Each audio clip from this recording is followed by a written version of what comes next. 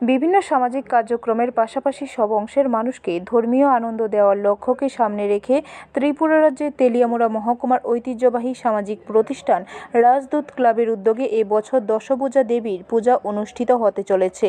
উক্ত পূজাকে কেন্দ্র করে তেলিয়ামুড়া রাজদূত ক্লাব প্রাঙ্গণে বুধবার খুঁটি পূজা অনুষ্ঠিত হয়। ধর্মীয় রীতিনীতি মেনে জাঁকজমকপূর্ণ অনুষ্ঠানটি সম্পন্ন হয়। গোটা তেলিয়ামুড়াবাসীর শান্তি, সম্প্রীতি ও মঙ্গল কামনায় প্রতি বছরের মতো এবছরও ক্লাবের সদস্যরা অংশগ্রহণ করেছেন।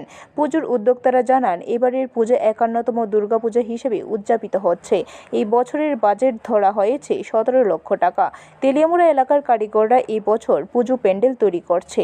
এই বছর তাদের পুজো প্যান্ডেলের মধ্যে শিশুদের শৈশব থেকে কিশোরকালের বিভিন্ন চিত্র লাইট অ্যান্ড সাউন্ডের মাধ্যমে বিভিন্ন দৃশ্য তুলে ধরার চেষ্টা করা হবে। মাতৃকুলের পর যে শৈশব জীবন কাটে আমাদের শৈশব জীবনে, ওই বিষয়টাকে তুলে ধরা হবে।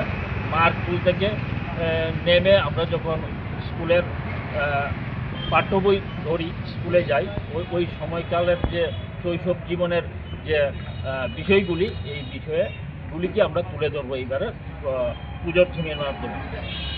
আমাদের ইয়ং জেনারেশনের ছেলেরা এই কাজ করবে, ডেকোরেশনের কাজ করবে। আমাদের এবারের বাজেট প্রায় ১৭.৫ লক্ষ টাকা।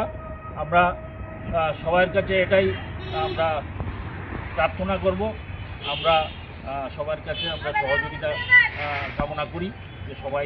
ব্যুরো রিপোর্ট, খবর ত্রিপুরা।